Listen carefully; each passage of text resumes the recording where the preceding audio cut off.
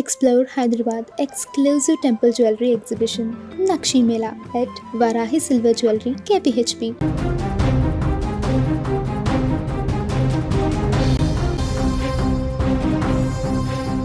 బుడ్డోడా బుడ్డోడా అంటే ఇలానే కొడతా.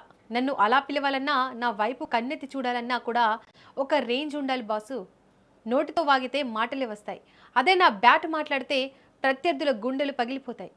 అవును, కేవలం 2 రోజుల క్రితం ఇది ఐపీఎల్ కాదు, ఇక్కడ నీ పప్పులు ఉడకవు అంటూ అవహేళన చేసిన శ్రీలంక ప్లేయర్లు నోళ్లు పడిపోయేలా మైదానంలో పరుగుల సునామీ సృష్టించాడు India future star Vaibhav Suryavanshi. ఆదివారం జరిగిన వన్డేలో లంక బౌలర్లను ఉతికి ఆరేస్తూ కేవలం 11 బంతుల్లోనే హాఫ్ సెంచరీ బాది ఏబీ డివిలియర్స్ రికార్డును బద్దలు కొట్టి క్రికెట్ చరిత్రలోనే కరుడుగట్టిన రివెంజ్ తీర్చుకున్నాడు.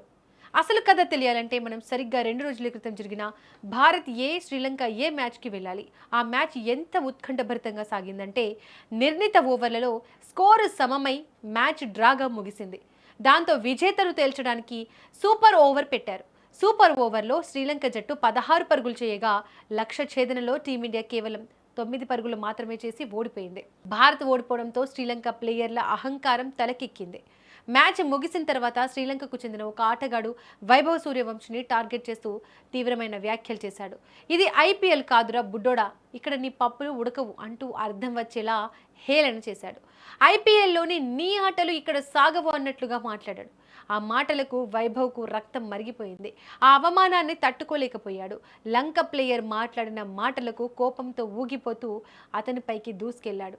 మైదానంలో ఆటగాళ్లు అడ్డుపడడంతో ఆ గొడవ సద్దుమణిగింది. కానీ ఆ వార్త క్రికెట్ ప్రపంచంలో సంచలనంగా మారింది. వైభవ్ మనసులో ఆ అవమానం ఒక అగ్నిపర్వతంలా రగులుతూనే ఉంది.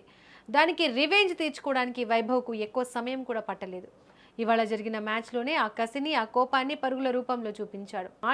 మాటలతో కాదు, చేతలతో తన బ్యాట్తో సమాధానం చెప్పాలనుకున్నాడు. టాస్ గెలిచి బౌలింగ్ ఎంచుకున్న శ్రీలంక జట్టుకు తాము ఎంత పెద్ద తప్పు చేశామో వైభవ్ క్రీజులోకి రాగానే అర్థమైంది. మొదటి బంతి నుంచే విధ్వంసకర చిచ్చర పిడుగులా మారి లంక బౌలర్లపై విరుచుకుపడ్డాడు.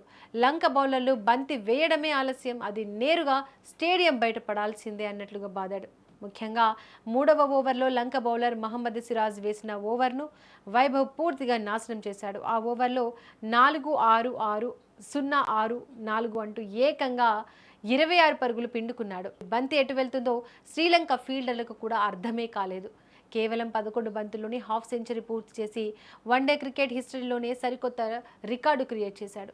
2015లో వెస్టిండీస్పై 16 బంతుల్లో ఏబీ డివిలియర్స్ చేసిన పాత రికార్డును ఈ బుడ్డోడు క్లీన్ స్వీప్ చేసేశాడు.